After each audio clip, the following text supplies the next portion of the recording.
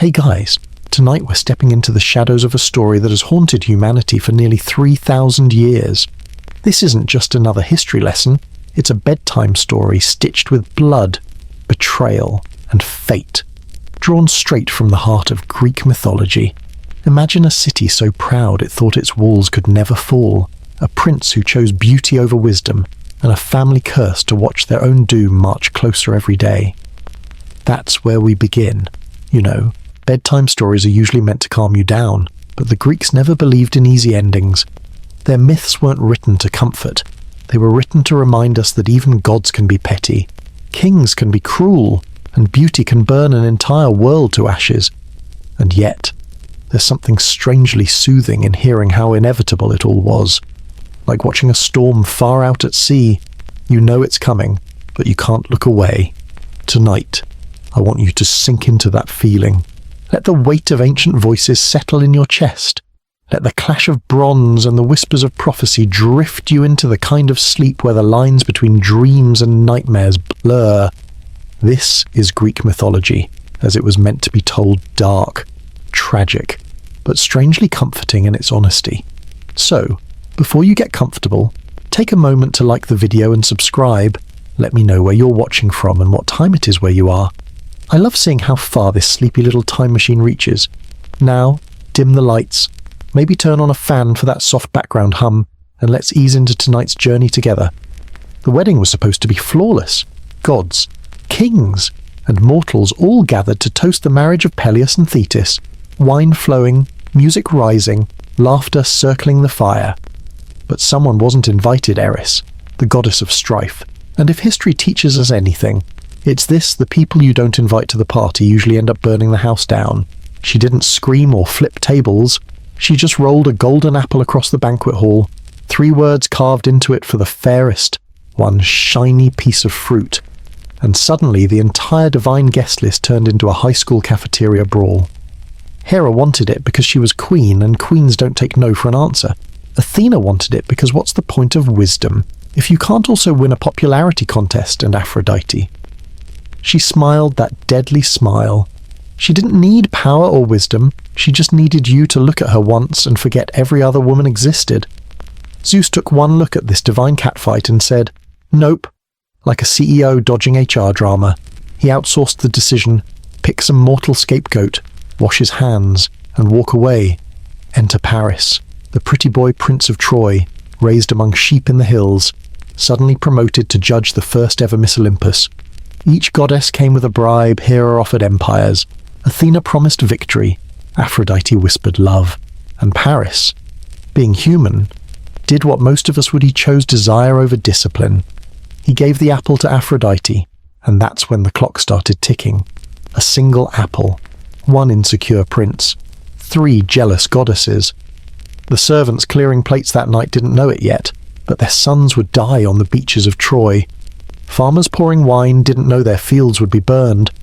The banquet ended in laughter, but the echo of it was war. That's the cruel humour of Greek mythology: the gods play games, and mortals pay the bill. 1 golden apple, and already the ground beneath Troy was cracking. Helen was not supposed to be just another daughter of Sparta. She was born of one of Zeus's infamous scandals, this time not as a bull or a shower of gold, but a swan. Leda, queen of Sparta, found herself tangled in the feathers of a god who couldn't keep his desires in Olympus. Out of that strange union came eggs, yes, actual eggs that would hatch into children who would shape history. Among them, Helen. From the moment she drew breath, people whispered that her beauty carried the kind of weight that breaks nations. It wasn't just about her face or her body, it was the aura, the fatal glow. Like staring at the sun, you couldn't look directly, but you couldn't look away either. For some, she was a gift of the gods. For others, a curse disguised as perfection. As she grew, so did her reputation. Suitors came from every corner of Greece: princes, kings, warlords who had carved their names in blood, men who commanded armies, men who ruled cities, men who believed they could claim her, and, by extension, claim destiny itself. Imagine Sparta's halls crowded with men who normally would rather stab each other than stand side by side, all suddenly softened into poets and beggars before the same girl. Helen's father, King Tyndareus, watched with dread. He wasn't flattered by the attention. He was terrified, because he knew men like these don't lose gracefully. If Helen chose one suitor, the rest would not go home in silence. They would go home sharpening their swords. So he devised a cunning solution, one that still reeks of irony. He made every suitor swear an oath. Each man pledged to defend Helen's chosen husband against anyone who challenged him. That way, no matter who she chose, the rest would be bound to protect rather than attack. It was clever. It was also catastrophic. That oath, meant to prevent bloodshed, would become the contract for one of the bloodiest wars the world had ever seen. Helen chose Menelaus, brother of Agamemnon. Menelaus wasn't the strongest or the wisest, but he was steady, wealthy, and powerful enough to keep her safe. For a while, Sparta glowed with the image of a happy royal marriage, a queen adored, a king content. But beauty like Helen's doesn't sit quietly. It draws eyes, invites whispers, and plants seeds of envy. Meanwhile, far across the sea, a young prince named Paris had grown into his own fate. Once abandoned as an infant because of a prophecy that he would destroy Troy, Paris had been raised by shepherds, only to be later restored to his royal family. Thanks to Aphrodite's promise, he believed himself destined for Helen. Desire, after all, feels less like choice and more like gravity when gods are pulling the strings. When Paris arrived in Sparta, he was welcomed with the full warmth of Greek hospitality. Menelaus opened his palace, offered him food, wine, and a bed under his roof. The irony is bitter. The man who trusted Paris as a guest would soon curse him as a thief. While Menelaus travelled away on royal duties, Paris lingered. Aphrodite fanned the flames, and soon Paris and Helen slipped away together. The stories split here. Some say Helen was enchanted, bewitched by the goddess of love, helpless to resist. Others claim she went willingly, bored of Menelaus, dazzled by the idea of being adored by a younger, more romantic prince. Still others insist she was taken by force, a prisoner draped in the language of passion. The truth, likely all three at once. Helen was both victim and accomplice, both stolen and seduced. That's why her story still grips us, because she refuses to be pinned into one role. She's not innocent, not guilty. She's a mirror of the chaos that follows when desire collides with duty. For Menelaus, though, it didn't matter. When he returned to an empty bed and a silent palace, he didn't debate the nuances. To him, it was theft, it was dishonor, it was war. And thanks to the oath sworn years earlier, every powerful man in Greece was now bound to help him take his wife back. Picture the ripple effect: kings putting aside their grudges, princes rallying their armies, veterans dusting off their swords, not because they cared about Menelaus, or even Helen, but because they were chained to a promise, and chains, once locked, are hard to break. Meanwhile in Troy, Paris strutted home with Helen by his side. To some Trojans, it was scandalous. To others, it was romantic. A prince returning with the most beautiful woman alive, how could that not be seen as triumph? But the wiser voices, like Hector and Cassandra, saw only doom. They knew what kind of storm Paris had carried into their gates. Here's the irony that makes Greek mythology feel so uncomfortably familiar. One woman's beauty, one oath, and one man's reckless choice became enough to drag the entire world into chaos. Helen didn't just belong to herself anymore, she had become a symbol. And symbols, once they belong to everyone, are never safe. It's almost too simple, isn't it? A marriage oath twisted into a war contract, a guest turned thief, a queen turned legend. All the while, ordinary farmers and soldiers, the people who had no voice in these palaces, were already marked for slaughter. They didn't drink the wine in Sparta's halls, but they would bleed on Troy's beaches. And with Helen's quiet flight across the sea, the trap snapped shut. The gods had made their wager, the mortals had played their part, and the countdown to destruction had begun. The torches of war were already lit. The oath that bound Greece together began as nothing more than a trick, a piece of political theatre devised by a man who wanted to escape trouble. Odysseus of Ithaca was one of Helen's many suitors. Unlike the others, he knew he didn't stand a chance. Competing against kings dripping in gold and warriors with temples carved in their honor was a fool's game. What Odysseus had instead was cunning. He wanted Helen's cousin Penelope, not the walking catastrophe that was Helen. So when Tyndareus asked how to keep the rejected suitors from tearing each other apart, Odysseus saw his opportunity. He offered a plan in exchange for Penelope's hand. The plan was deceptively simple: bind every suitor with an oath.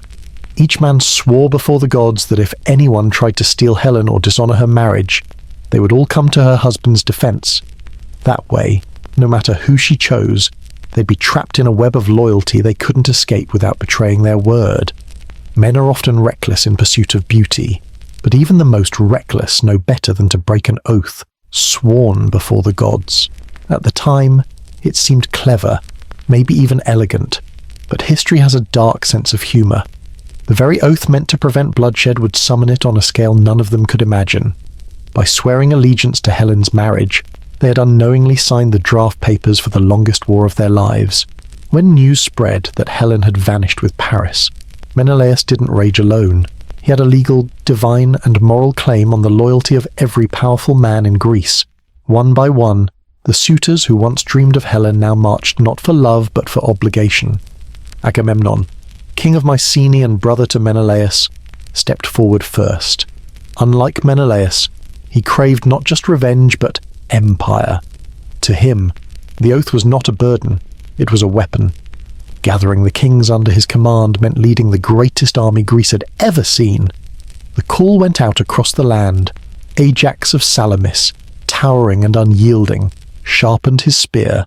Diomedes of Argos, young and ruthless, answered the summons.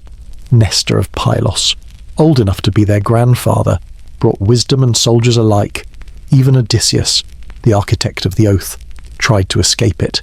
Legend says he pretended to be insane, sowing salt into his fields as if he'd lost his mind. But when envoys arrived, they placed his infant son in the path of his plough.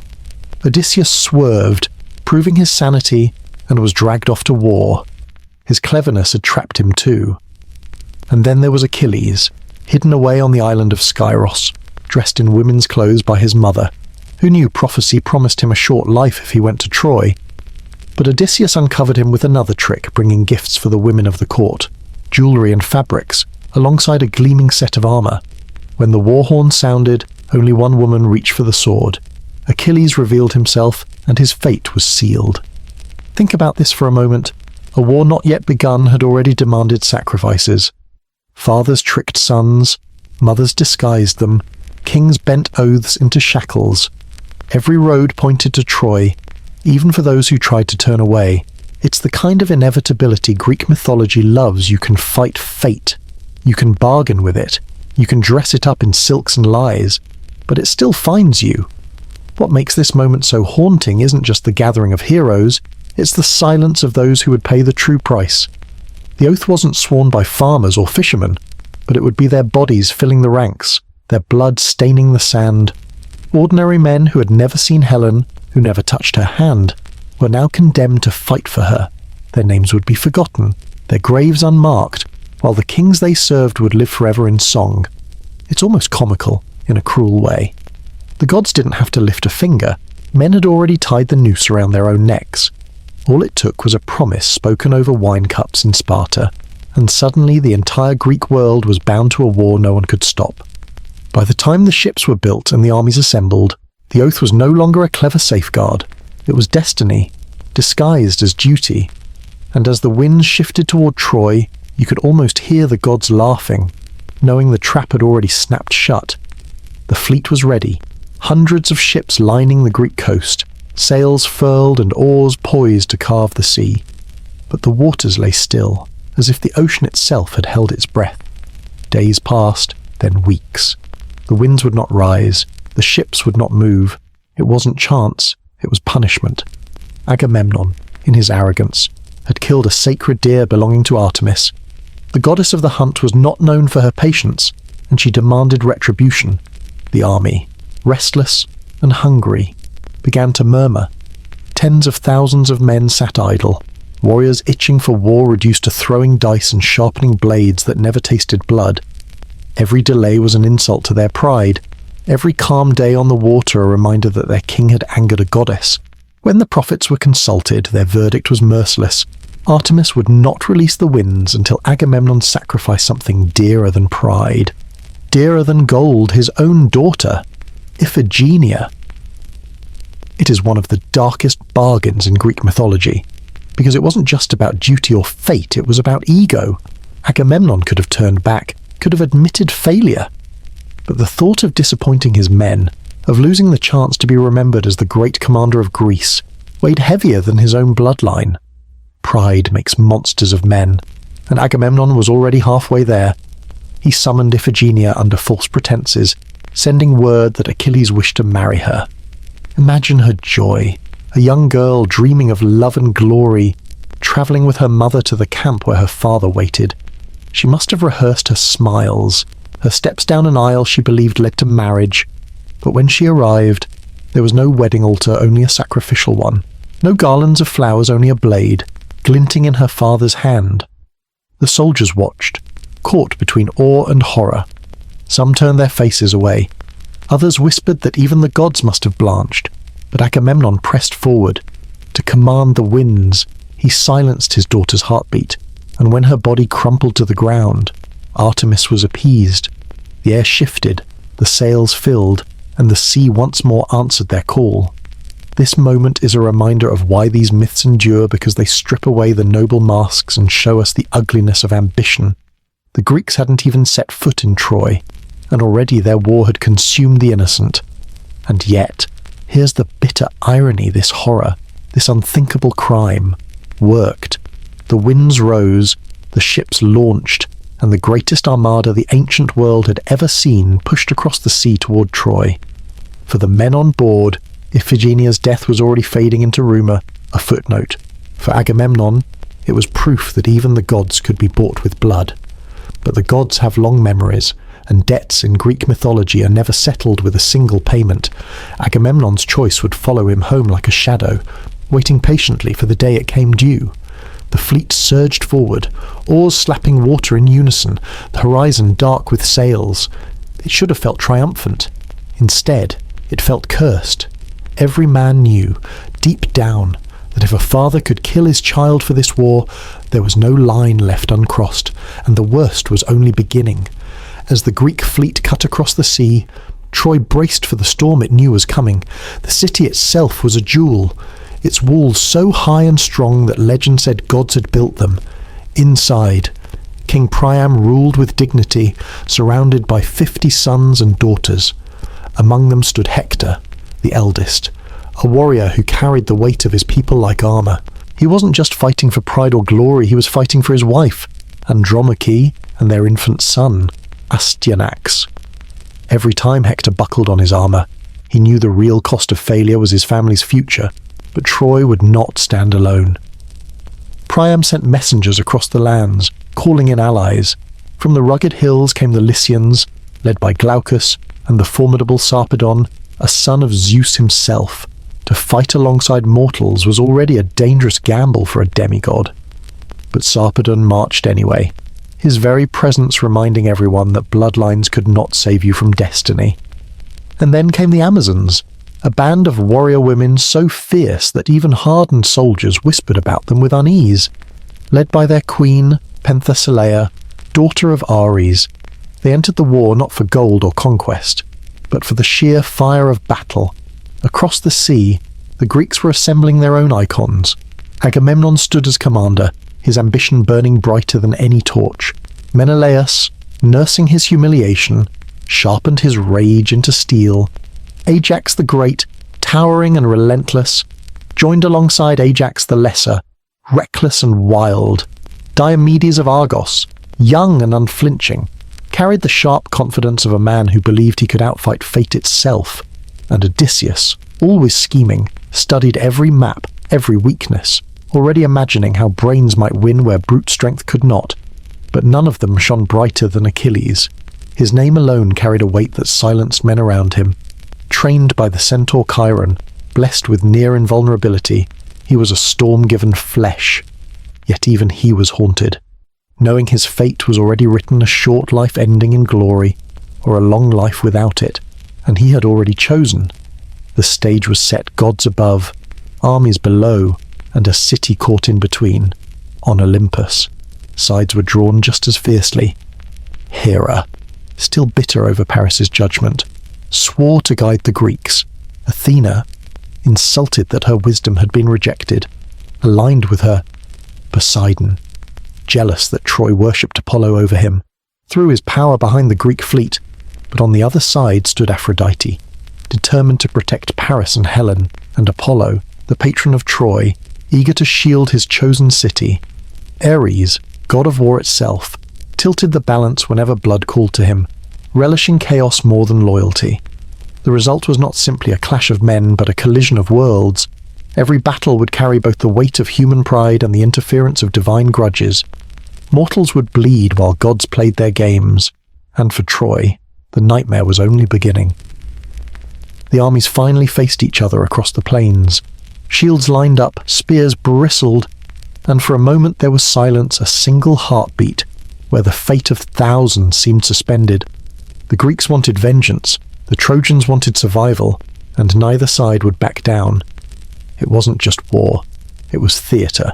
Every duel, every charge, every scream on the battlefield would echo as part of a larger story no man could escape. And somewhere in the crowd of trembling soldiers stood the nameless, the farmers forced into armour, the boys barely old enough to hold a spear. For them, this wasn't glory or honour. This was a death sentence signed by kings and gods. History remembers the heroes, but the soil remembers the rest. The first sparks of the war lit quickly, but the fire that threatened to consume it came not from the battlefield, but from within the Greek camp itself. For all their unity under oath, the Greeks were a fragile coalition, built on egos too big to fit under the same sky, and no ego burned hotter than Agamemnon's. In one of the earliest raids along the Trojan coast, the Greeks stormed towns and took spoils: gold, livestock, and women. Among them was Chryseis, given to Agamemnon, and Briseis, awarded to Achilles. For Agamemnon, Chryseis became more than a prize. He fell into a feverish obsession with her. But her father, a priest of Apollo, came to the Greek camp with ransom in hand, begging for his daughter's release. He was treated with scorn, mocked, and sent away by Agamemnon. That insult carried further than the king imagined. Apollo himself descended, his silver bow raining plague upon the Greek army. Soldiers collapsed, pyres burned, and the stench of death filled the air. Desperate, the Greeks demanded Agamemnon give Chryseis back to stop the god's wrath. He did, but not without fury.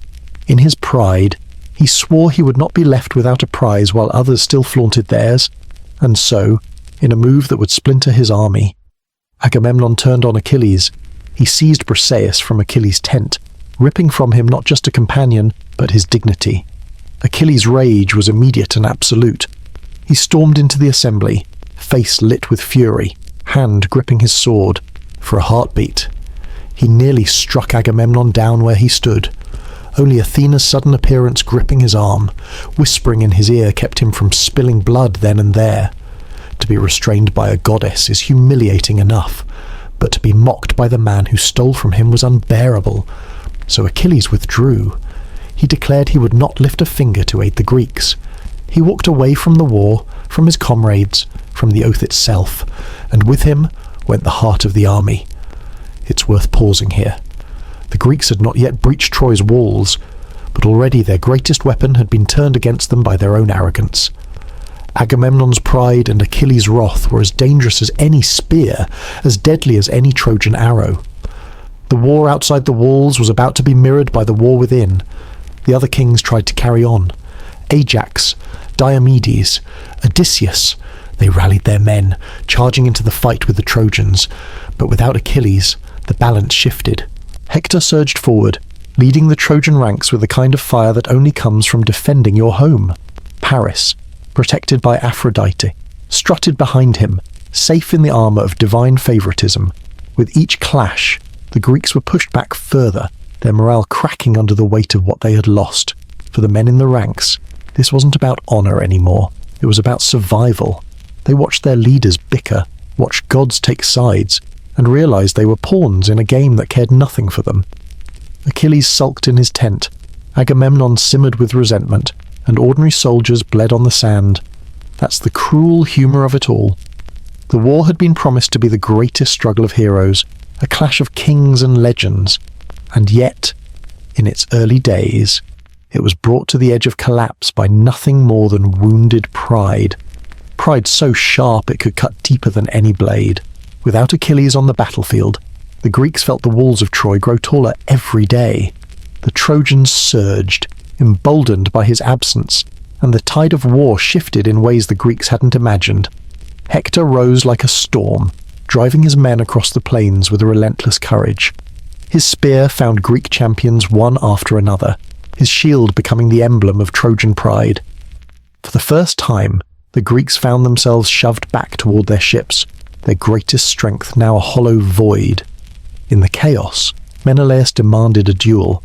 Why waste thousands of lives, he argued, when a single fight could settle it all? Let Paris, the thief of Sparta, face him. If Paris won, he would keep Helen. If Menelaus won, she would return. Simple, brutal, final.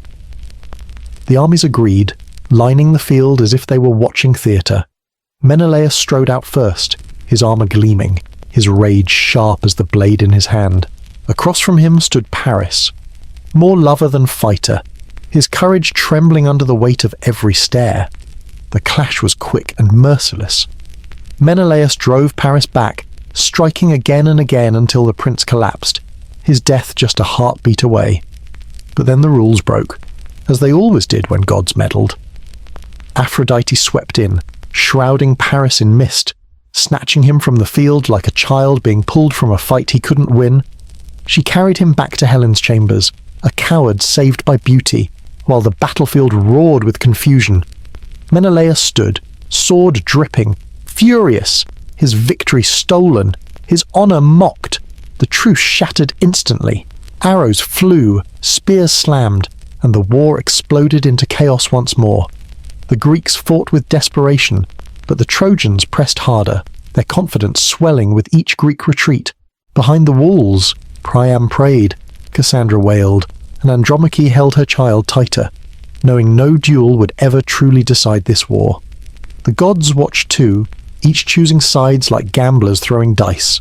Athena whispered courage into Diomedes, who struck not just men but gods themselves, wounding Aphrodite's hand and even drawing blood from Ares.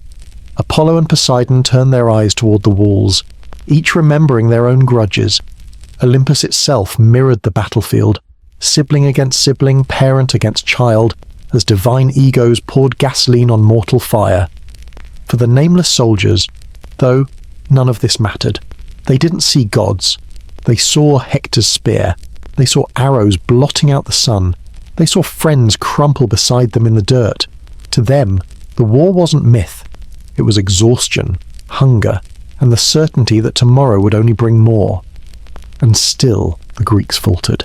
Without Achilles, their lines bent and broke. Fires threatened their ships, and whispers spread through the camp. Perhaps the war was already lost. Perhaps Troy would never fall. And in the shadows of his tent, Achilles listened, seething. Every cry on the battlefield was a reminder that his absence was more powerful than his presence. He had become both the weapon they needed most and the wound that refused to close. It was a strange, bitter truth. Troy hadn't yet won, but the Greeks had already begun to lose. Patroclus could not stand it anymore. Day after day he watched his brothers fall, the Trojans pressing harder, the Greeks pushed to the edge of the sea. Achilles remained in his tent, silent and immovable, as if his pride weighed more than the lives of thousands. Patroclus, his closest companion since childhood, felt the anger and grief burn inside him.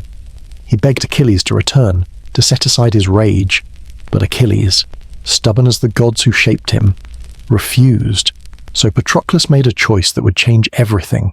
He asked Achilles for his armour not to steal his glory, but to give the Greeks hope. Dressed in the shining bronze that had become a symbol of terror, he might convince the Trojans that Achilles himself had returned. Achilles hesitated, torn between love and fear. He knew the risks, knew that fate circled Patroclus just as it circled him. But the cries outside their camp were too loud, the fire too near the ships. Finally, Achilles relented. He placed his own armour on Patroclus's shoulders, kissed his forehead, and warned him drive them back, but do not pursue Hector to the walls of Troy. When Patroclus strode into battle, the effect was immediate. The Greeks roared, courage rekindled, the Trojans faltered, believing Achilles had risen again. With every swing of his spear, Patroclus carved back the tide. He struck down Sarpedon, son of Zeus, a death that shook Olympus itself.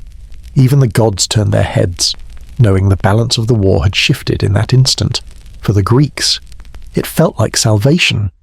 For the Trojans, it was dread. But glory is greedy, and the fire in Patroclus's heart burned hotter than his caution. He forgot Achilles' warning. He chased the Trojans all the way to the gates of Troy, drunk on the rush of victory. It was there that Apollo himself intervened, striking him with unseen force, his body staggering under the weight of a god's hand. Hector, seizing the moment, drove his spear into Patroclus. The battlefield froze. The man they thought was Achilles lay gasping in the dust, blood soaking the armor that had fooled them all, as he died. Patroclus cried out not in despair but in prophecy. Hector's death would follow his own, and Achilles would return to the fight. Then his eyes dimmed, leaving silence heavier than any war cry. When word reached the Greek camp, Achilles' world shattered. Pride, anger, insults, all of it crumbled before the single truth that Patroclus was gone. He screamed like a wounded beast, his grief so raw it shook men to their bones. The tent that had once been his refuge became a tomb of sorrow. He threw dirt upon his head, ripped his hair, cursed the gods, cursed himself, cursed the war that had stolen the only soul who softened his own. The Greeks mourned with him, but their mourning was mixed with a grim hope, because if Achilles' love for Patroclus could not move him to fight, nothing ever would. And somewhere beyond the walls, Hector knew that his greatest enemy had just been reborn in wrath. Grief took Achilles by the throat and would not let go. He sat in the dust beside Patroclus's body until the world narrowed to a pulse and a name. The camp moved around him like a distant tide, but none of it touched him. When at last he spoke, it wasn't to the kings or the men waiting outside his tent. He spoke to the dead, promising the only thing he had left to give wrath. Thetis rose from the sea to find her son like that ash in his hair, hands shaking, iron in his voice. She stroked his face the way she had when he was a boy and did what mothers do when the future turns savage. She tried to buy him a little more time. "You cannot face Hector in broken armor," she said. "Let me bring you new light." Then she sank back into the water and went to the one smith who could hammer a star into steel.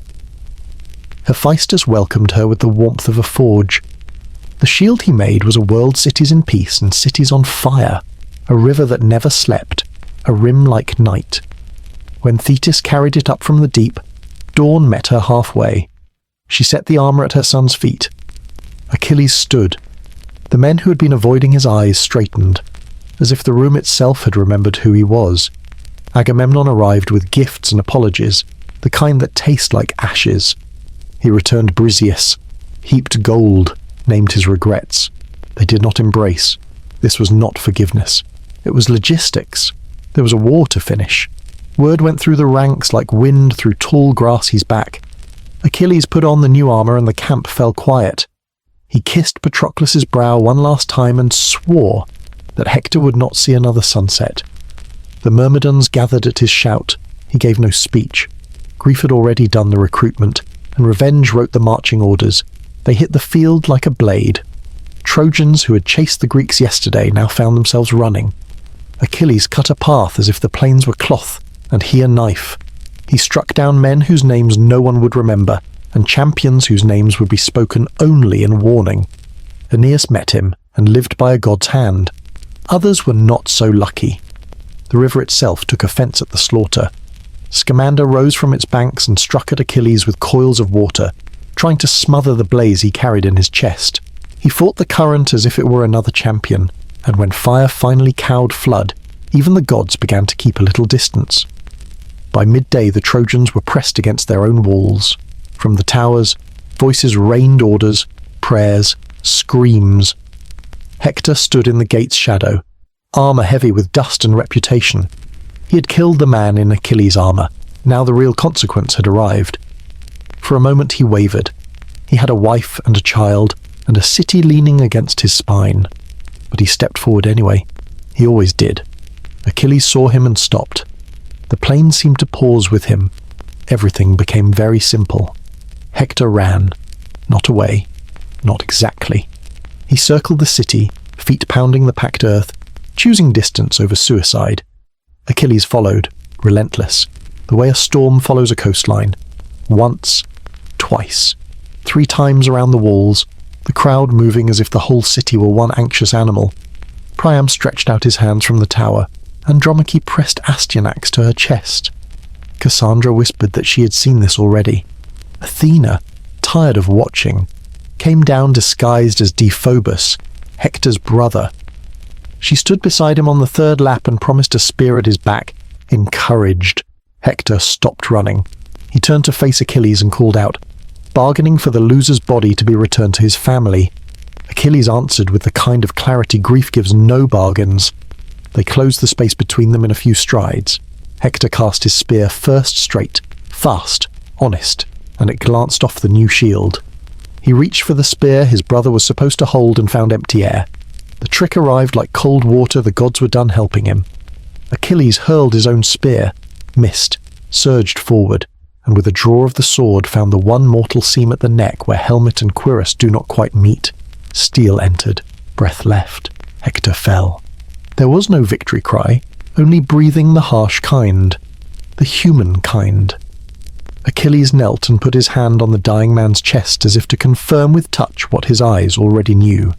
Hector asked for his body. Achilles, eyes salt bright, refused again. Then the light went out of Troy's greatest voice. What came next was the part of the story people still argue about. Achilles pierced Hector's ankles, threaded leather thongs through, and lashed him to the back of his chariot. He climbed up, flicked the reins, and began to drag the body through the dust. The wheels cut lines into the plain like writing no one wanted to read. Around and around, past where boys had learned to throw spears, past where old men had traded news, past the gates that had once felt invincible. On the wall, Andromache heard before she saw. The sound reached her like weather, then like certainty. She ran to the tower and looked down, and the world tilted. In her arms the child began to cry, one of those helpless cries that makes even gods look at their feet. Priam did not speak. Cassandra did. But the words were for another night. A father will walk into the enemy's camp, and the earth will hold its breath. Achilles drove on until the sun bent low, until rage wore thin and grief returned like tide water. When he stopped, it was not mercy, it was exhaustion. He tethered the chariot, ordered guards for the body he had refused to honor, and sat again beside Patroclus. The armor glowed in lamplight, as if the forge still lived inside it. He told his friend what he had done, and the tent listened the way tents do with shadows. Outside, the Greeks lit fires and pretended the war had shifted forever. Inside Troy, women tore their veils and men clenched their teeth, and the city rehearsed the sound of mourning. Somewhere between those fires and that wall, the gods counted what yet remained to break.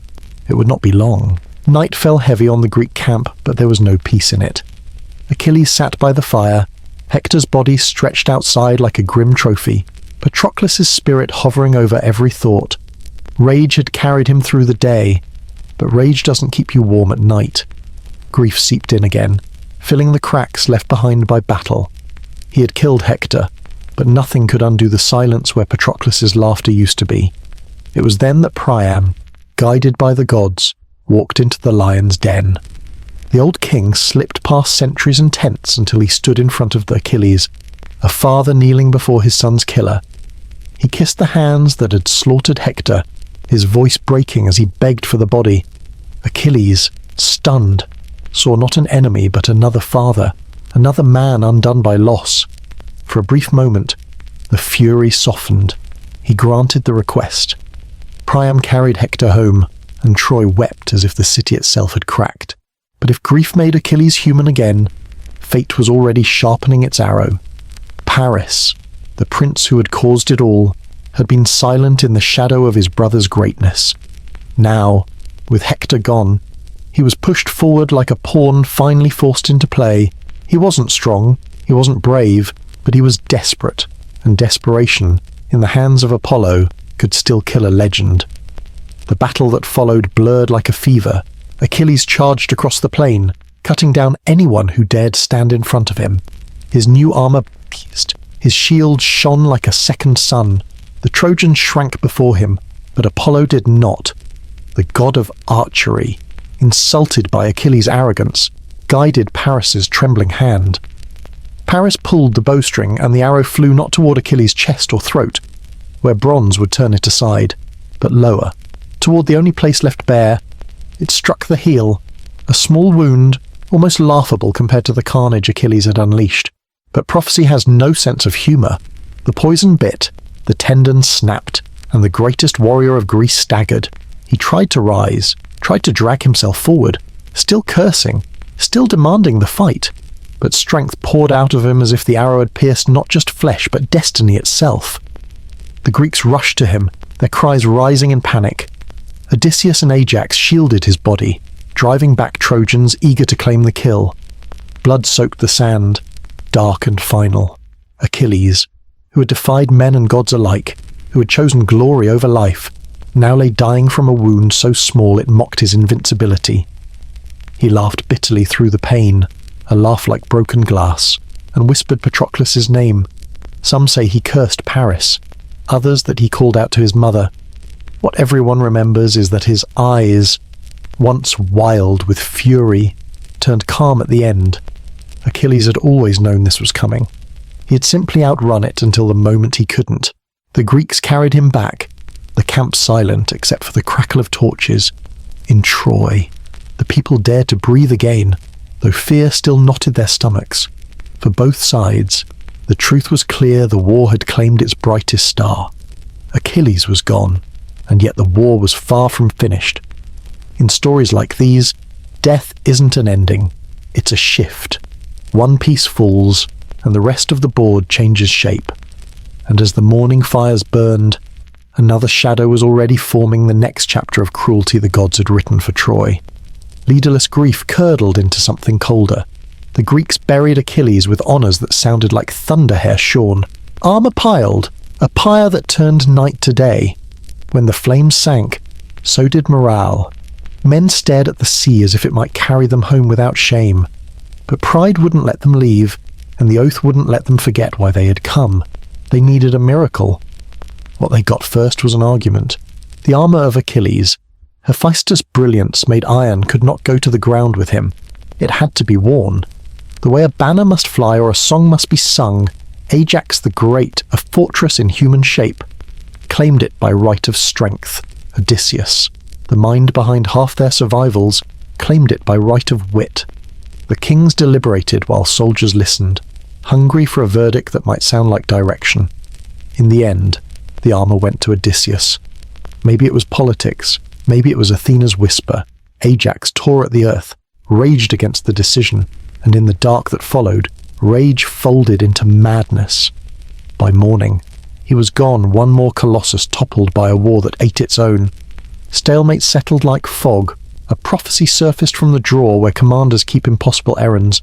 Troy would not fall unless three things happened. The bow of Heracles must return to the field. The Palladium, Troy's sacred statue, must be stolen, and a son of Achilles must stand at the gates. It sounded less like strategy and more like a dare, but despair makes gamblers of everyone. They fetched Neoptolemus from Skyros, a boy with his father's eyes and a temper not yet trained to bow. Odysseus sailed farther, to the forsaken island where Philoctetes rotted with a poisoned wound, and the bow of Heracles lay idle in his shaking hands. He had been abandoned years before, ugly, loud, inconvenient. Odysseus arrived with apologies sounded smooth by necessity. "Come end the war," he said. "Come end your exile." The promise tasted like dignity. Philoctetes returned, drew the bow he had guarded like a grudge, and on a clear, bitter day, his arrow found Paris. The prince who began the story bled out in a side street, not on a stage. So much for romance, the bill always comes due. 2 of 3 conditions, then. The third required silence, under moonless dark. Odysseus and Diomedes slipped through Troy's alleys, learning a city by touch. They found the temple, found the goddess's small, fierce idol, and stole the heart from the city's sense of protection. They left no speech behind, only a quiet that felt like absence waking up, and still the walls stood. That was the thing about Troy. It was not just stone. It was an idea of endurance. To break an idea, you don't hit harder, you change the story. Odysseus proposed a lie so large it would feel like destiny build a wooden horse, monumental and hollow, an offering to Athena that would announce Greek surrender. Burn the tents, sail away far enough to tempt celebration. Leave behind one eloquent liar to sell the scene. Hide the fleet where the horizon can swallow it behind Tenedos, where the sea folds into distance. The plan wasn't brave, it was worse, it was patient. Epius, a carpenter with hands like clamps, set to work. The frame rose ribs, spine, flanks until the thing looked less like a gift and more like a dare. Inside, narrow ladders and cramped platforms, the chosen would climb in Odysseus, Menelaus, Diomedes, Neoptolemus, and others who could kill quietly and breathe shallow. Sinon volunteered to be the bait. They scored his skin with false wounds and rehearsed his story until it fit like a scar the Greeks had turned on him. The horse atoned for the theft of the Palladium. If Troy brought it inside, Athena would switch sides. A lie that flatters is stronger than a truth that scolds. At dawn, the beach lay empty except for the horse and the man. Trojan scouts crept down, spears cautious in their hands. They circled the thing the way one circles a sleeping animal. It smelled of new wood and deceit. Sinon groaned convincingly and begged for water. They gave him a cup and a chance. He told them exactly what they most wanted to hear. The war was over. The Greeks had run. The gods had changed their minds.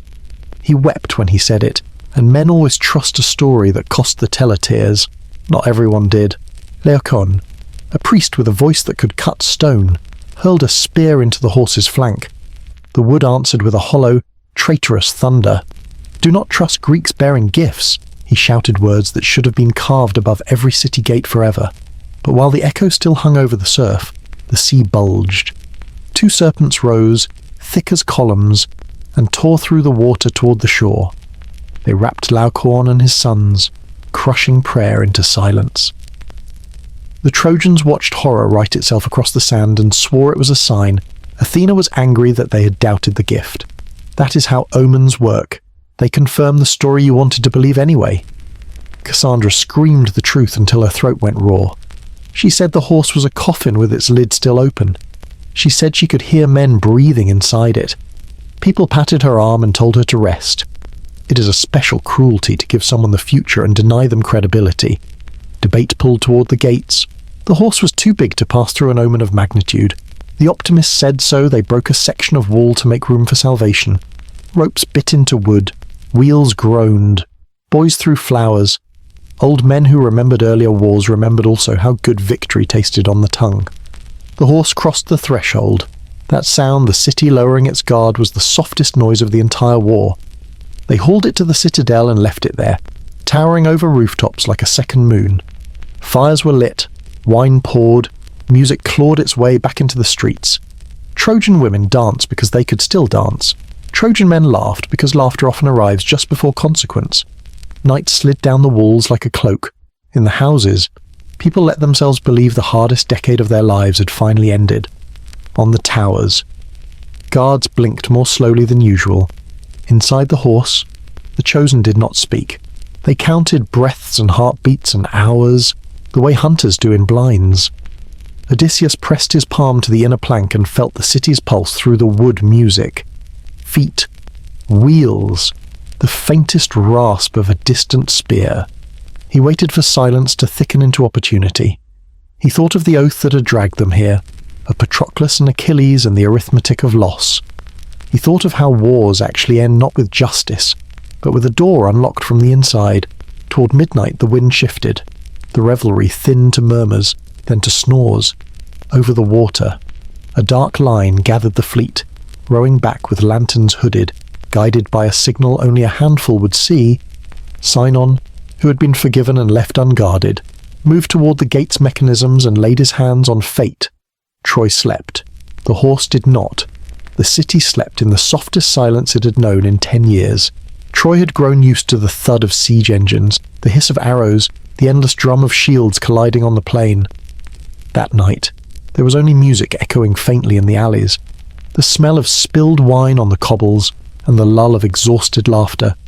The people believed the gods had relented, that Athena herself had blessed them with a miracle. For the first time in a decade, they allowed themselves to dream without fear. But inside the horse, dreams were replaced by waiting. Odysseus' hand was steady on his sword, his breath measured, his patience carved sharp by years of trickery. Around him, men shifted in the cramped dark, armor pressing into ribs, every creak of wood a reminder that one cough could ruin it all. They waited for the city to fall not with a shout, but with a yawn. Near midnight, Sinon moved through the shadows toward the gates. The Trojans had let him live, convinced by his tears and wounds, lulled by his story. Now his hands worked silently, undoing ropes and bolts, oiling hinges that hadn't moved in years. When the last bar slid free, he raised a torch into the air, flame muted by a cover until the moment it flared, out on the horizon, Greek ships stirred, sails catching the faintest breath of wind. Like ghosts, they returned. Odysseus gave the signal. The belly of the horse groaned, then split open, one by one. Figures dropped into the citadel, their feet soundless on the stone. The men of Troy, drunk and dreaming, never stirred. Torches were lit, and the shadow of the horse flickered against walls that had believed themselves eternal. The gates yawned wide, and the fleet poured in. What happened next wasn't a battle, it was an execution. Greeks spilled through the streets like water breaking a dam. They set fire to the houses first, knowing panic spreads faster when walls themselves betray you. Doors were torn open, families dragged into alleys. Priam's sons tried to rally, but their swords felt like twigs against a tide. Cries of joy from earlier turned into screams. The air was thick with smoke and betrayal. Inside his palace, King Priam woke to the sound of collapse. He was old, frail, but still clung to the dignity of a crown. He dressed in his robes, clasped his wife's hand, and made his way to the altar, hoping the gods might offer sanctuary in the house built for them. He would soon discover how silent gods can be. Cassandra screamed as the city burned. She ran from house to house, calling out warnings she had already given for years, prophecies ignored until they became corpses in the street. Andromache clutched Astyanax as Hector's ghost seemed to march beside her. His prophecy fulfilled everywhere. Fire and steel wrote the same story. Troy had not fallen to the walls, or the spears, or even the gods' favour. It had fallen to its own belief in a lie. The Greeks moved without pity. Neoptolemus, son of Achilles, cut down those who stood in his way with a brutality that made even veterans flinch. Menelaus searched for Helen, torn between killing her and claiming her back. Odysseus, calm as ever, moved like a shadow through the chaos, ensuring no corner of the plan unravelled.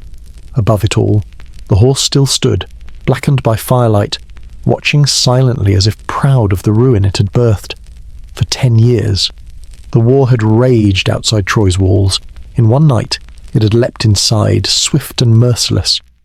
When dawn came, there would be nothing left to debate, no oaths to hold, no illusions of victory, only ash, blood, and the echo of a city that had once believed it was untouchable. Dawn did not rise so much as bleed.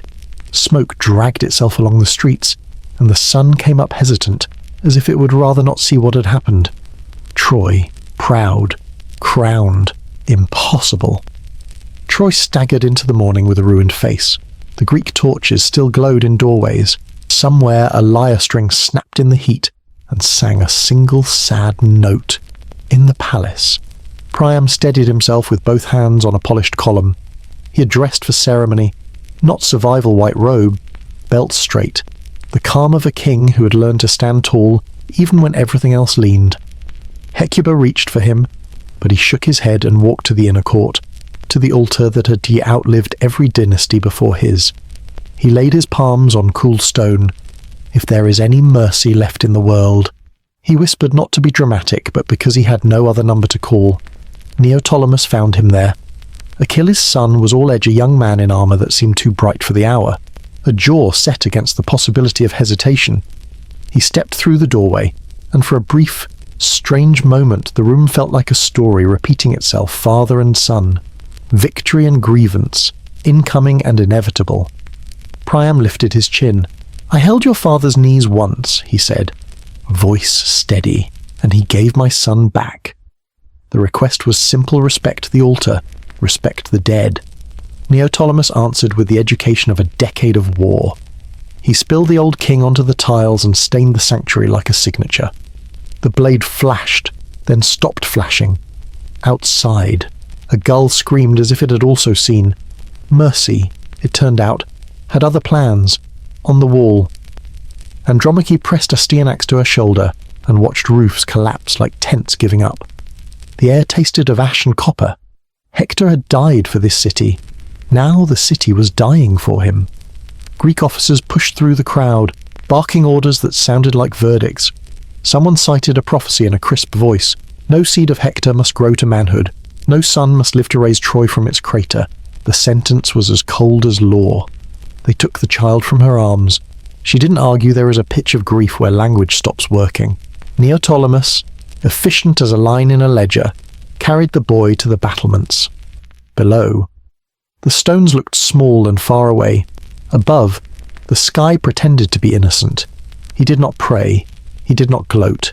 He did what conquerors always do when they confuse safety with cruelty, and the wall remembered. The sound that followed was not loud. It did not need to be. The city shuddered. Andromache's voice left her and did not return. Later, after the fires settled, they would chain her wrists and lead her through the streets to the place where she would become property. Neoptolemus would claim her as a prize in the arithmetic of aftermath. That is the other truth of wars. They don't end when armies withdraw. They end when women stop being counted. In the Temple of Athena, another violation unfolded. Cassandra gripped the goddess's statue the way a drowning woman grips driftwood. She'd warned them the horse was a throat with teeth. The night would open like a trap. The city would be a hearth for its own burning. She had told the truth so completely that it sounded like madness. Ajax the Lesser found her there, eyes fevered from victory, breath sour with wine and triumph. He ripped her from the statue, tore the veil from her hair, and dragged her across the threshold, leaving the temple with a scar it would not forgive. There are lines you cross that look like shortcuts. Later you discover they were cliffs. Odysseus moved through the smoke with a cold, competent grace. He spoke little. He counted doors and turned corners and made sure the gates stayed open. This is what winning looks like up close, not a speech, not a banner, just a man checking mechanisms while the city burns. Menelaus went another way, asking for one person only. The palace gave way like a theatre collapsing, and there she was, Helen, as intact as a myth. Eyes clear as if ash had decided to avoid them. For a heartbeat he lifted his sword. She met his stare, and the angle of the blade changed by a hair and then by a lifetime. A face that had launched 1,000 ships proved, once again, that it could also stop one hand. He took her by the wrist. Love, habit, politics. Even he didn't know. History would make up a reason later. Elsewhere, a different story tried to survive. Aeneas hoisted his father on his back, the old man's hands clasping the household gods, and called to his son, a small torch bobbing at his side. Their feet learned a new map alley, courtyard, broken stair, gap where a wall had been. Aeneas did not roar or bargain or make vows. He simply walked. Sometimes that is the only heroism anyone gets. Near the Scaean gate he turned once and saw the city as if through water, his mother's face in an upstairs window that no longer had a room behind it, a dog circling the same 3 stones, a cart drifting without a horse. He did not look again. The road out is always steeper than the road in. The Greeks, convinced that the gods had co-signed their ledger, turned the city into inventory. Statues were toppled, chests pried, names erased. Somewhere a boy tried to carry 2 loaves and a bronze cup at once and dropped both. Somewhere a woman negotiated with a soldier by offering him a story he would tell later, as if it belonged to him. Every city ends twice, once when it falls, and once when it becomes a legend shaped by the tongues of its enemies. By midday the smoke had climbed into a white sky and stopped pretending to be weather. On the beach, captains counted spoils and assigned fates, as if the chaos needed columns and totals. Odysseus wrote down prizes with the same steady hand he'd used to draft the horse. Agamemnon marked Cassandra's name for himself, He called it honor, as if a new word could change an old sin. Men loaded plunder as if loading guilt onto ships might make it lighter. Athena watched. She remembered the temple, the hands on her statue, the breath of a girl ripped across holy stone. She remembered Laocoon strangled by the sea's serpents and measured the balance. There would be storms later, blacker than superstition. Ships would split, oars would snap, men would learn to name the bottom of the sea. The gods are slow accountants, but they never forget a debt. By evening, Troy was no longer a city but a caution. Priam lay where he fell. Boys picked through rubble for anything that looked like a future. Somewhere, in a courtyard that would soon be dust, a fig tree shook ash off its leaves as if to say, not yet. The Greeks ate in the shadow of their victory, chewing with the hard appetites of men who know celebration and fear arrive in the same cup. They did not sing. Even triumph had gone a little quiet. On the hill above the harbour, Aeneas paused with his small caravan father, son, a handful of faces already turning into rumour. He set the gods down on a flat stone and let his breath catch up. Behind him, Troy's fires aligned with the first stars. In front of him, a road unrolled that none of them could see. He did what people always do when the map runs out. He promised the living that the dead would not have died for nothing. Then he lifted the gods again and walked into the dark like a man carrying tomorrow on his back. The sea waited with the patience of something that has swallowed cities before.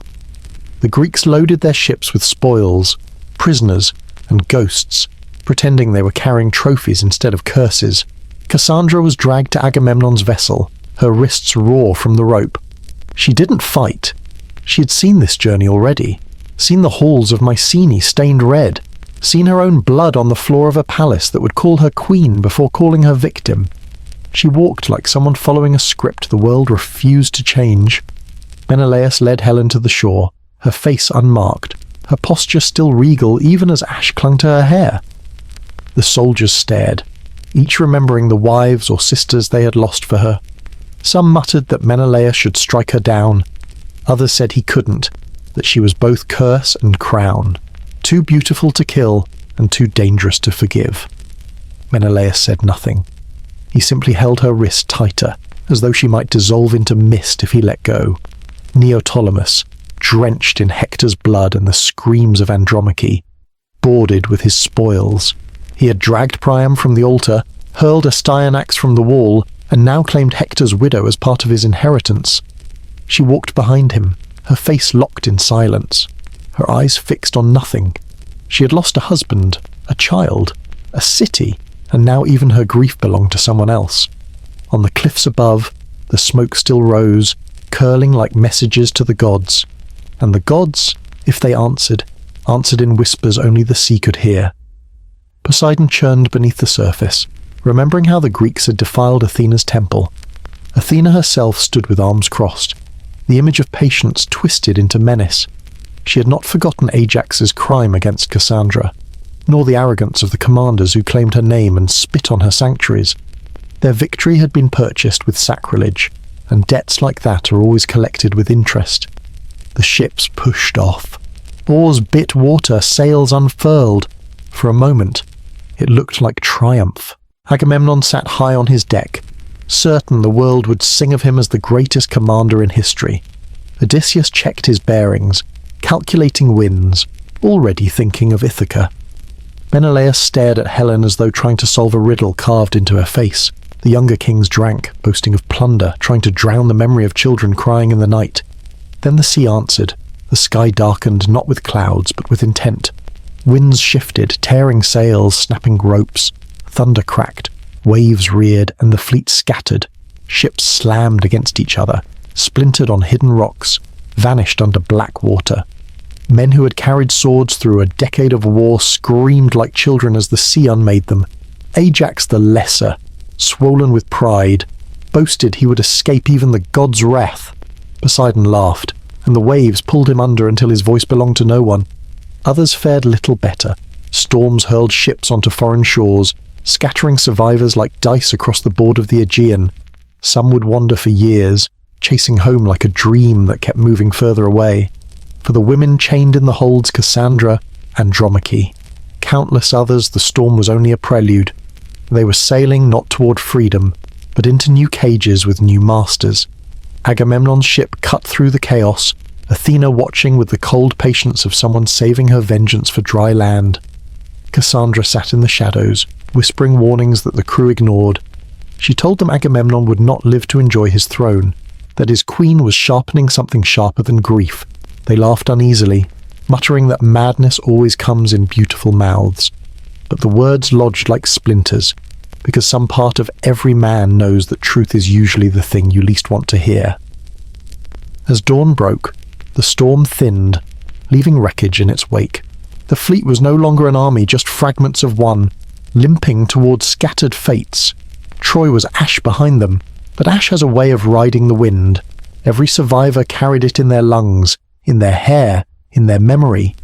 They thought the war was over. In truth, it had only changed its shape. Because wars don't end when cities fall. They end in the kitchens where widows wait with knives. They end in the beds where queens whisper revenge into their own pillows. They end in the silence of children who grow up remembering what was taken from them. For the Greeks, the journey home would not be a return, but a reckoning. The horizon stretched wide, deceptively calm. The ships that still floated moved on, battered and divided, each captain carrying the weight of his choices. The gods watched, patient and cruel. And the sea held its breath, already planning its next feast. And somewhere in the foam, the voice of Troy lingered, whispering that no victory is ever final, only borrowed. Home, when it finally appeared, did not look like rescue. It looked like a shoreline you barely recognized, a city that had been holding its breath without you, a doorway that remembered the last time you walked through it and kept that memory sharper than any welcome. The Greeks limped toward their fates in fragments, each ship carrying a different version of victory, each man rehearsing a speech he would never say aloud. This is what it cost. This is what I kept. This is what I lost. Agamemnon brought a prophetess and a curse into Mycenae. The city gleamed the way cities do when they've never been taught humility. Clytemnestra stood at the palace steps with eyes that had memorized the weight of grief and the shape of revenge. She had counted the years by the absence of her daughter and the echo of a scream she could not return to sender. At her side stood Aegisthus, a man who had studied spite until it passed for strategy. They had made a life out of waiting. The procession was all ceremony, torches, laurel. The carpet rolled out like a tongue. Agamemnon walked it with the stiffness of a man convinced that the future was a room that waited politely for him to enter. Cassandra stepped down from the chariot behind him and felt the city bristle. She could see the scene as if it had already happened, and of course, it had many times, in the theatre of her skull. Blood on polished floors, a net, voices that sounded kind at first and then became knives. She tried to speak, but prophecy is a currency no one wants to spend on time. Inside, the palace smelled like oil and old victories. Clytemnestra said all the right words, the kind that leave no fingerprints. Welcome home. King, set down your burdens. Let hot water ease your bones. He bathed in a tub carved for triumph and learned that water holds secrets well. The net dropped from above, woven for this exact moment. The mesh tightening until even a king had to admit the truth power is just leverage until someone finds the angle. The blade found him through steam and confusion. Clytemnestra did not scream. She was not a villain in a play. She was a woman cashing a debt. Cassandra's turn was quieter. She walked past a line of guards who had never believed a word she said, past the threshold where gods had watched and chosen silence. She saw their faces one last time as if turning a page. She did not bargain. She did not beg. It is a particular mercy, at the end, to be spared the ritual of persuasion. The knife was quick. The prophecy finally stopped echoing. Mycenae exhaled, and the night learned a new shade of red. Years later, a son returned to tidy what adults had ruined. Orestes grew up in a house that smelled like iron and rumour. His sister Electra kept the memory of their father like a lamp against the wall, a light that flickered but refused to go out. When Orestes crossed the threshold he had once crawled under, he carried more than a sword. He carried the idea that some lines were meant to be crossed only once. Aegisthus died quickly. which was mercy. Clytemnestra did not. Her words tried to climb back up his arm. Her eyes asked questions no answer could satisfy. When it was done, the house shrank. The Furies woke, ancient and efficient, because that is their job, to chase those who kill their own blood until the floor tilts. Orestes ran until Athens made a courtroom out of the air. Athena called for votes and split the tie herself. The verdict was not innocence, it was exhaustion. The world needed a place where cycles end. Orestes learned to breathe without counting footsteps behind him.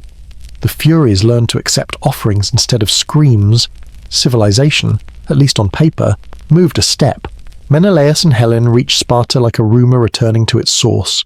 The hall had not changed, the furniture remembered them. He came in with a question that had sharpened itself on every wave: will I kill her, or will I forgive her, and which one would actually free me? Helen stood in the doorway with the calm of someone who had outlived metaphors. She did not kneel. She did not plead. She let him see the years on her face that beauty had not erased, the steadiness in her posture, the quiet admission that she had been many things: trophy, scapegoat, oath, weather. He lifted the sword and felt the weight of every man who expected a clean ending. Then he put it down and felt like himself for the first time in a decade. They learned to live in the same house again, a truce that looked like marriage from a distance. Later, after long years, songs would place them on the Isle of the Blessed, as if heaven was simply a room where both of them finally slept through the night. Odysseus did not get a straight line, he earned a saga. The map threw pebbles ahead of his prow and laughed when he followed them. He put down at the land of the Cicones and left with fewer men than he'd brought. The Lotus Eaters offered forgetfulness like a fruit you could hold in your palm. He pulled his friends back by their collars and lashed them to the benches, because sometimes leadership is just refusing to let your people choose oblivion. Then the cave with its farmhouse smell and its hungry owner. Polyphemus rolled the stone in place and taught the crew the mathematics of panic. Odysseus offered wine and a name, then took both back. Nobody is a good name to survive on. The stake hissed into the single eye. The blinded giant tore at the sound of them. They rode out under the bellies of sheep, learning how small a man can make himself and still count as alive. On the shore, Odysseus called out his real name because pride is a second mouth, and Poseidon heard. The sea changed from path to punishment. Iolaus bagged the winds for him like a favour, and asked only that he keep it shut. His crew opened it while Ithaca lay on the horizon like a promise you could almost smell. The ship leaped back into distance as if yanked by a joke. The Laestrygonians threw boulders the size of memory and ate men the way grief eats patience. Circe turned the rest into animals with a gesture, and then changed her mind when he refused to be her simplest trick. For a year he learned that comfort is just another kind of trap.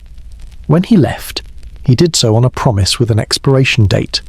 The dead do not speak unless you give them a reason. He poured blood into the earth and watched shades rise around the trench like thoughts you've avoided. Tiresias told him the shape of the road, and it looked like a coil. He saw his mother and learned about distance you cannot walk. He saw Achilles and learned what glory costs when you're the one paying. He saw Agamemnon and learned that victory's sour in kitchens. The sirens sang, and he arranged to hear them the way a man arranges to test himself against an old addiction bound to the mast, his men deaf and obedient, the music hollering the exact things he most wanted to believe about himself. He begged to be untied. They rowed until the notes lost their teeth. Scylla took 6 from the deck like a tax. Charybdis swallowed the sea and gave it back because even monsters must exhale. His men slaughtered the cattle of Helios because hunger is a priest with better arguments than fear. The sun god shattered their boat with light. Odysseus floated on a broken spar to Calypso's island, where immortality came with an address and a monotony that tried to pass as love. He stayed for years and left because eternity without home feels like a room without doors. The Phaeacians helped him because they hadn't yet learned the cost of kindness. He told his story to a room that listened as if listening were a craft, and they learned too late that escorting a marked man draws a god's attention. Poseidon turned their ship to stone within sight of harbour. Odysseus woke under an olive tree and kissed the dirt. He hid in his own house as a beggar and watched men who called themselves suitors drink his wine. Penelope held the hall with thread and lies, weaving a shroud she unravelled at night, inventing time, learning patience sharper than swords. The bow did what bows do when they're tired of being mishandled. It bent only for the right hands. He strung it, drew the line, and turned the room into an answer. The first arrow said, "I'm back." The rest said, "Learn to pronounce remorse." By morning, the floor had a new map and the house had a new future. He and Penelope faced each other like people who had both survived a wilderness and needed to see if the other recognized them. They did. Neoptolemus carried Andromache north into a life that refused to soften. He had learned from his father that speed solves most arguments, and that gods tolerate cruelty dressed as necessity. At Dodona, the oaks whispered prophecies in the wind. At Delphi, where Apollo's temple shone like a scalpel, the boy who had become a blade met the god who favoured quiet debts. A quarrel hardly worth a line in history ended with Neoptolemus bleeding on sacred stone. Andromache outlived another man. She married Helenus, a Trojan who learned to read the world the way some men read rivers, and they built a home out of what was left. She raised children and taught them not to worship ruins. Her strength did not arrive with trumpets, it arrived with mourning.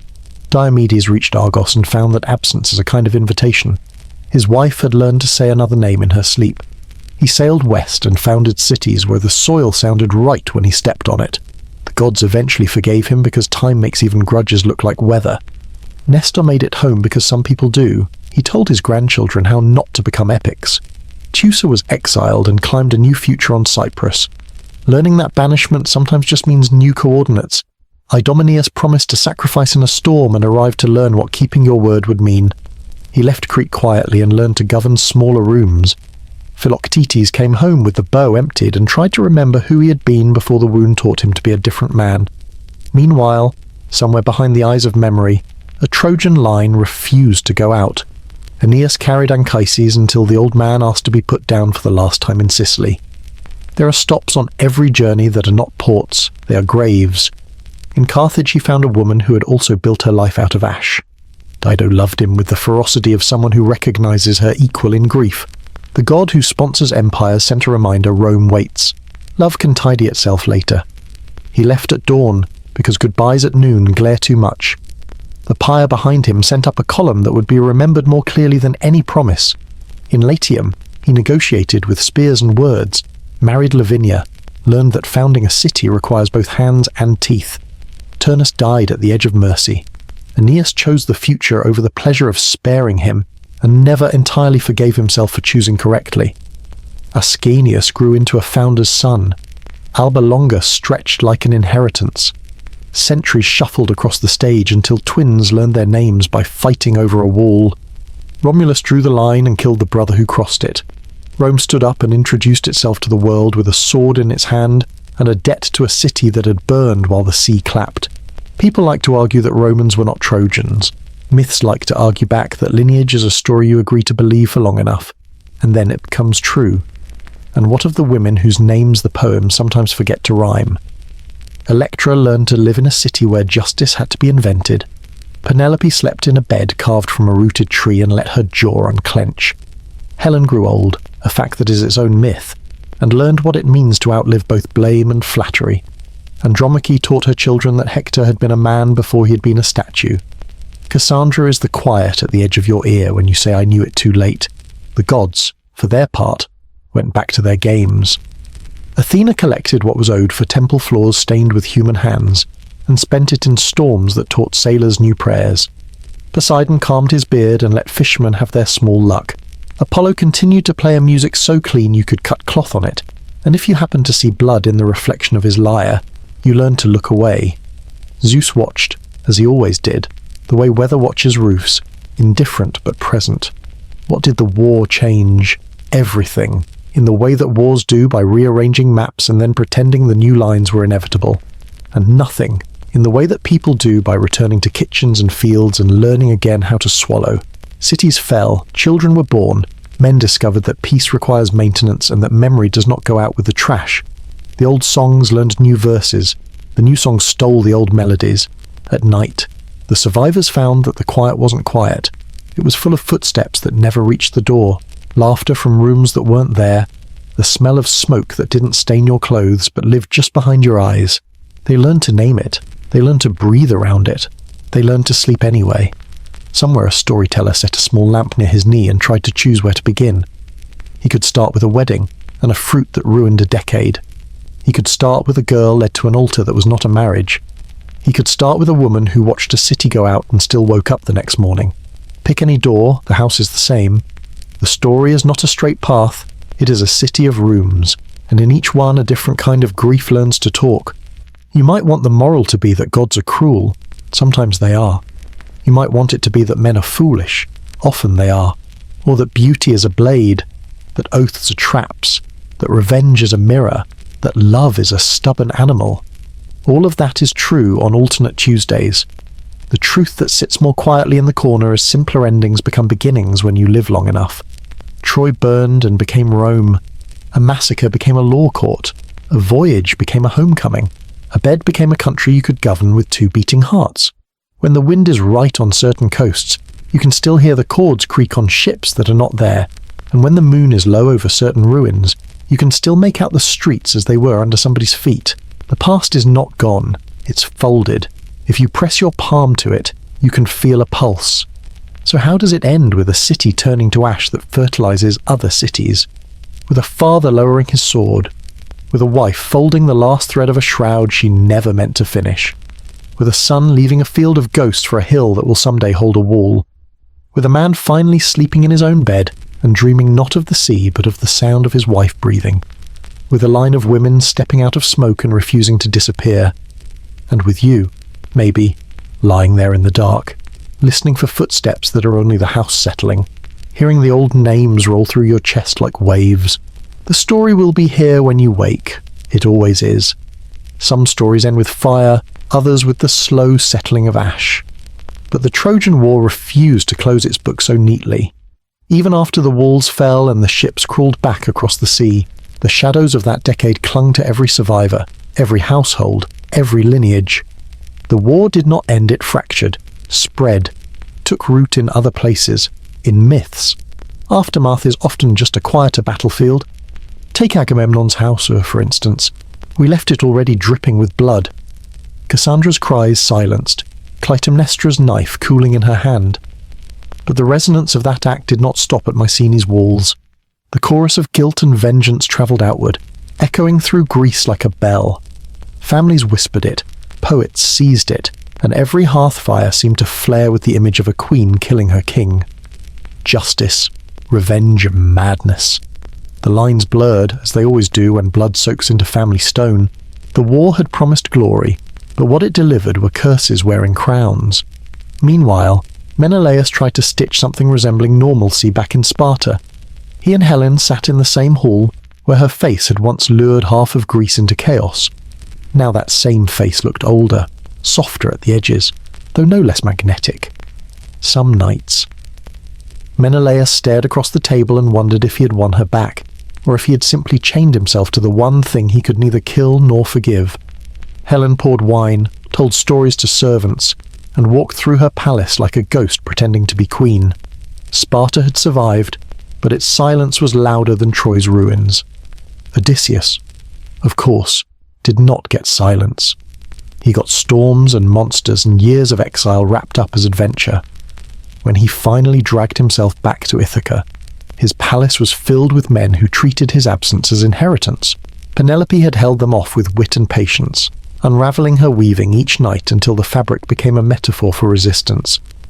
When Odysseus strung his bow and spilled blood in his own hall, the echoes were not of triumph, but of Troy, another slaughter justified as destiny. He embraced Penelope. Yes, but even in her arms he smelled salt and loss. His homecoming was not peace. It was a reminder that no war ever truly lets you leave. Across the sea, Neoptolemus carried the stain of his father's name and his own cruelty. He had hurled Astyanax from Troy's walls, taken Andromache as a slave, and slaughtered Priam at the altar. He wore his brutality like armour, but in Delphi, where Apollo's voice rang clearest, he learned that even sons of heroes cannot outrun consequence. A quarrel erupted, some say, over a sacrifice. Others say the god himself demanded repayment for the desecration at Troy. Either way, Neoptolemus fell there, blood staining the steps of a temple, his legacy collapsing under its own weight. Andromache lived on, surviving him as she had survived Hector, Astyanax, and Troy itself. Survival, for her, was both victory and curse. Diomedes returned to Argos, expecting to reclaim the life he had left. Instead, he found betrayal. His wife had taken another lover, convinced that he would never return from the endless war. Diomedes, once favoured by Athena, now found himself an exile in his own land. He sailed west, founding new cities far from the memories of Troy. His story reminds us that sometimes survival doesn't mean coming home, it means building a new one. Philoctetes carried home the bow of Heracles, the weapon that had ensured Troy's fall. But what does a man do with a weapon after it has done its work? He lived on his island again, old and aching, with nothing left but the echo of war in his bones. The bow gathered dust, and his story slipped into silence, proof that even great weapons eventually become just wood and string when the men who wield them grow tired. And what of Aeneas? His escape was not just survival, it was the planting of a seed. With his father on his back and his son at his side, he wandered until the fates steered him toward Italy. Carthage gave him love in the shape of Dido, and he repaid it with abandonment, because destiny demanded it. His line, through Ascanius, would grow into Alba Longa, and from Alba Longa into Rome itself.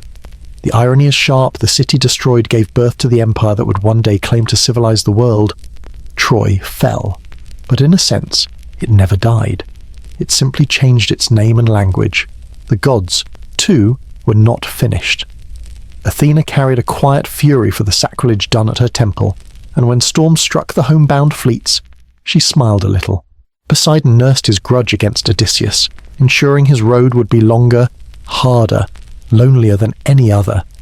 Apollo, humiliated by Achilles' insults, saw to it that Neoptolemus's blood would soak his temple floor. Hera, who had manipulated men like game pieces, returned to her throne beside Zeus, smug but unsatisfied, and Zeus himself. He watched, the way he always did, aloof, as if men were no more consequential than dice rattling across a table. But the war's truest survivors were not kings or gods. They were the nameless, the widows who rebuilt with trembling hands, the farmers who returned to soil salted by fire, the children who grew up listening to fragments of songs about heroes they would never meet. Their lives stitched together the quiet fabric that epics rarely mention. And yet, without them, there would be no stage for the next generation of myths. If you trace the lines long enough, you see how the war rippled outward like a stone in a pond. Orestes in Athens, Rome rising from Aeneas's line, the slow decline of Mycenae, the shifting of powers across the Aegean.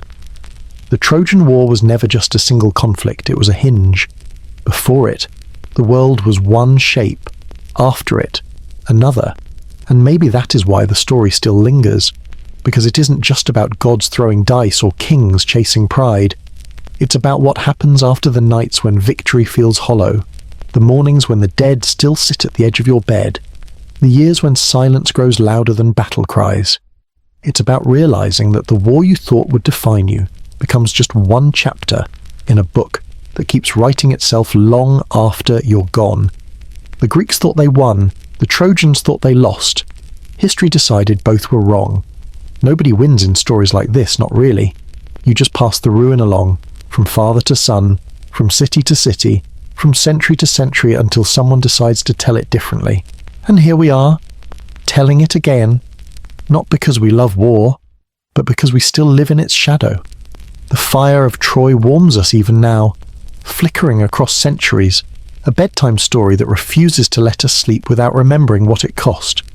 The ashes of Troy scattered on the winds, but the echoes of its fall carried farther than anyone imagined. What was supposed to be the end of a single city became a fault line splitting generations, and from that fault line came new stories, new empires, new ghosts. If the war was fire, then the aftermath was smoke curling, spreading, staining everything it touched. The Greeks who staggered home learned the hard truth that war doesn't end when you sail away. It follows you, curls around your bedposts, nestles into your family's silence. It mutates. Take Agamemnon's house. His murder birthed Orestes' vengeance, and Orestes' vengeance birthed the Furies. In Athens, where he fled, The gods themselves had to invent a new way of handling blood crimes trials. Juries, votes, civilization, we like to think, grows from philosophy or reason. But maybe it grew out of exhaustion, a way to stop families from killing each other over and over again. If the Trojan War gave Greece its epics, it also forced Greece to imagine laws sharper than spears. Odysseus' return shaped another legacy. His wanderings became less about one man and more about the endurance of human cunning. He didn't conquer new cities. He endured monsters, storms, temptations. His victory wasn't over Troy, it was over despair. When he came home, bowstrings singing, it wasn't just about reclaiming a throne. It was about proving that the ordinary home, hearth, marriage, land was worth more than any crown of ash. Later Greeks would look at him and see not just a king, but a mirror. They too lived with wars that seemed endless. They too dreamed of doors opening again to lamplight and bread. In Odysseus, they saw the stubborn heartbeat of survival. And yet, look west, and the story kept moving. Aeneas's exile became prophecy. The Romans claimed him, wove his grief into their origin myth. They told themselves they were the children of survivors, not conquerors. Rome didn't just conquer Greece with legions, it conquered Troy's story, grafting it into its spine. In their telling, the defeat of Troy wasn't an ending, but a seed. Every Roman senator, every soldier, every citizen could point to Aeneas and say our bloodline was tested by fire and we endured. That myth didn't just justify empire, it demanded it. The irony is sharp: a war fought over a woman, a decade of corpses, a city reduced to rubble, and the long-term consequence wasn't Helen's beauty or Achilles' rage. It was the blueprint for Rome, the empire that would grind half the known world under its sandals. That's the kind of joke history tells suffering turned into justification. Grief turned into destiny. But don't mistake destiny for neatness. The ghost didn't fade. Cassandra's warnings lingered like a background hum, a reminder of how often truth is drowned by convenience. Andromache's survival seeded lineages that whispered Hector's name into foreign soil. Electra's defiance, Penelope's patience, even Helen's strange, uncomfortable endurance each became threads. Reminders that women carried the weight of aftermath just as men carried spears. These were not side notes, they were continuations. If you look closely, you can see how the Trojan War built scaffolding for all Western storytelling. Epics like the Aeneid and Odyssey weren't just poems, they were manuals for survival. Warnings dressed as entertainment. They taught that heroes are dangerous, that pride is lethal, that oaths can become prisons. They also taught that endurance, quiet, stubborn, unromantic endurance was its own form of heroism. The myth became a mirror. Every empire, every generation looked into it and saw both their dreams and their doom. Think of the Greeks who sat by their hearths decades later, listening to bards sing of Troy. Many of them had been children during the war, or grandchildren of men who fought. They knew the songs were half lies, but they let themselves believe. Why? Because myth does. What memory can't, it arranges chaos into story. It makes unbearable loss into something you can nod along to, something you can fall asleep to. Bedtime stories, even the darkest ones, aren't about comfort. They're about containment. They give shape to nightmares. And that's what the Trojan War became, a nightmare with edges. You could point to Achilles' heel, to Hector's last breath, to the horse's hollow belly, and say, here is where it happened. Here is how the world tilted. And maybe, by telling it again, you could convince yourself the world won't tilt that way tomorrow. But of course, it always does. Every generation fights its Trojan War, in different clothes, with different weapons, under different gods. The myth lingers because the pattern lingers: pride, betrayal, beauty turned into excuse, vengeance disguised as justice. The names change, but the script survives. Even Rome, in all its arrogance, could not escape the curse. They claimed Aeneas, yes, but they also inherited Troy's flaw, the belief that walls make you eternal. Troy believed it, Mycenae believed it, Rome believed it, every empire believes it, until the fire is inside the gates. And then some storyteller sits among the ruins and begins again: sing, muse. That's the echo you're hearing tonight. The war that never ends, the city that always burns, the survivors who always walk away carrying tomorrow on their backs. It's not nostalgia, it's recognition. Because maybe the true legacy of Troy isn't lore or empire or epic poetry. Maybe it's something smaller, stranger, more intimate, the way grief becomes myth, the way myth becomes memory, the way memory becomes bedtime story. When you whisper these names in the dark Achilles, Hector, Helen, Odysseus, you're not really talking about them. You're talking about us, about the stubborn, reckless way humans keep making the same mistakes, and the stubborn, miraculous way we keep telling the story anyway. And that is why Troy never dies. Because every time the story is told, some part of us recognizes it, nods, and thinks, yes, I've seen this before. And every time it ends, with fire or with silence, we start it again. The smoke of Troy drifted for centuries, reshaping itself into legend, then into memory, and finally into scaffolding for entire civilizations. But the truth of Aftermath is this: it doesn't stay contained. It spills, grows roots in other soil, finds new ways to haunt the living. The Trojan War did not end with fire, it lived on in curses, in exiles, in the long shadow of oaths no one could quite escape. The Greeks who survived carried that shadow into every corner of their fractured homelands. Agamemnon's death in Mycenae had not only torn apart his house, it signalled the unravelling of a kingdom too drunk on pride to notice its own cracks. Power shifted, loyalty splintered, and the empire that had once led the expedition against Troy began to shrink. Cities that had sent ships and men now muttered that the cost had been too high, that perhaps the gods had turned away from Mycenae. What started as whispers became fractures, and what became fractures turned into ruins. Athens rose in that vacuum, not with brute force, but with an invention Troy itself had unwittingly inspired law. The trial of Orestes, the compromise between blood and justice, had set a precedent.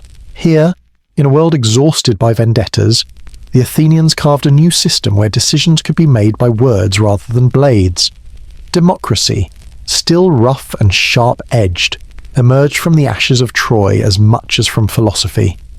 You can almost hear the irony a war begun over the whims of gods and men gave birth to the idea that perhaps mortals should govern themselves.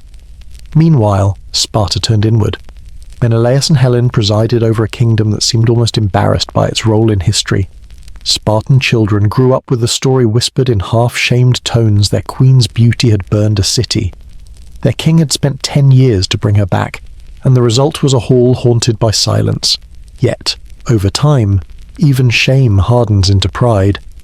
Helen became less a scandal and more a symbol, a face that reminded Spartans of the weight beauty could carry, and the weight Sparta had once carried with it. Odysseus' Ithaca was smaller, humbler, but his story grew larger than any kingdom. His wanderings became the textbook for resilience. Bards sang of his trials not because of their spectacle, but because of their persistence, the storm that should have ended him, the temptation that should have swallowed him, the despair that should have hollowed him out. Instead, he kept going. Ithaca's soil may have been thin and rocky, but its king had given the world a map of endurance. Generations looked at Odysseus and learned that survival, not conquest, was the truest kind of victory. But it was the Trojans, what was left of them, who carried the story furthest. Aeneas's line did not simply wander west. It rewrote the script, his escape, his loss. His grim determination to carry his father and his gods became Rome's inheritance. The Romans crafted an identity not around glory and battle, but around survival after catastrophe. They looked at Troy and said, that is us, out of ruin, empire, out of exile, destiny. The irony is sharp enough to draw blood. The city that fell in flames became the seed of the city that would rule the world.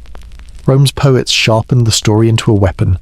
Virgil's Aeneid was less history than propaganda, but propaganda with teeth.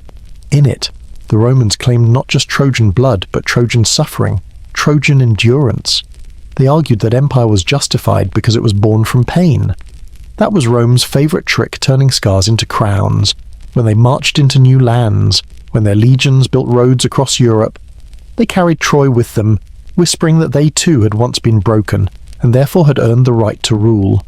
But myths don't sit quietly. Cassandra's curse lingered like static in the background of all these stories, the truth spoken, ignored, repeated. She became less a character and more a metaphor. Every time a voice was dismissed, every time a warning was mocked, her shadow appeared. She was there when Romans ignored signs of collapse, when Greeks built walls against each other, when kingdoms decided they were eternal. Cassandra is what myths become when they are too true to die. Andromache, too, lived on not just as Hector's widow, but as a mother, a survivor, a woman who refused to let her son grow up with nothing but ghosts. Her second life with Helenus, her quiet resilience, carried Hector's name further than his spear ever could. Through her, the war became not just tragedy but continuity. She embodied the idea that survival itself was a form of defiance. Even Helen, reviled and adored, left a legacy stranger than most. In some versions of the myth, she never returned to Sparta at all but was whisked to Egypt, her phantom fighting at Troy in her stead. In others, she grew old beside Menelaus, her beauty fading into something human, something mortal. Either way, her story remained unsettling proof that women in myths are not people so much as projections. Was she victim, seductress, scapegoat, goddess? The answer changed depending on who needed her image, and that instability, that shifting lens, is why her name still sparks debate long after the walls she supposedly doomed turned to dust. As centuries passed, Troy's ruins became a destination. Travellers traced its walls, poets stood on its soil, empires measured themselves against its memory. Alexander the Great stopped there on his way east, paying homage to Achilles as if seeking permission to conquer. Romans visited too, draping their own propaganda over the ruins. Every empire wanted to touch Troy because every empire knew it was next. Troy wasn't just a city, it was a warning label. And yet, the Trojan War also gave birth to something softer, stranger art. The epics of Homer, the plays of Euripides, the poems of Virgil each reshaped the war into something bearable, something that could be sung by firelight instead of screamed in a burning street. The war's violence became metaphors, its tragedies became theatre. People who had never lifted a spear wept at Hector's goodbye to Andromache, shuddered at Cassandra's foresight, grieved Achilles' rage. Art became the second battlefield, and in that battlefield everyone could bleed a little safely. This, perhaps, is Troy's truest legacy. It taught us how to turn horror into story, and story into memory, and memory into identity. We still do it. We still take wars and disasters and tragedies and sand their edges into narratives we can hold. We tell ourselves they are myths, that they happened long ago, to people not like us. But in truth, Troy is always close. Whenever pride tips nations into ruin, whenever voices are silenced, whenever survivors carry their children toward uncertain futures, Troy smoulders again. So what do we make of the end? Not just the end of a city, or the end of an age, but the end of the story we've been following like a trail of smoke. Does it conclude neatly, with Rome rising and Greece inventing philosophy? Or does it whisper that endings are illusions, that every ruin seeds another empire, another myth, another bedtime story? The Greeks who staggered home never thought their lives would become symbols. Odysseus just wanted his bed. Penelope just wanted her husband. Andromache just wanted her son. Cassandra just wanted to be believed. But the world does not let grief rest quietly. It carves it into monuments, folds it into songs, builds entire civilizations on its bones. Maybe that's the cruelest truth the Trojan War teaches. We don't control how our stories are told. We only live them, bleed through them, endure them. Others come later and decide whether we were heroes or villains, victims or gods. And by then, we're too far gone to argue. Still, there's a strange comfort in knowing that survival itself becomes myth. The fact that you're here, listening, means the war never truly ended. It burns on in memory, reshaped, retold, keeping us awake at night even as we pretend it's a bedtime story. The fire on Troy's walls has gone out, but the embers glow in every retelling, and as long as we keep whispering the names Achilles, Hector, Helen, Cassandra, Odysseus, Aeneas, the war never fades. It becomes us.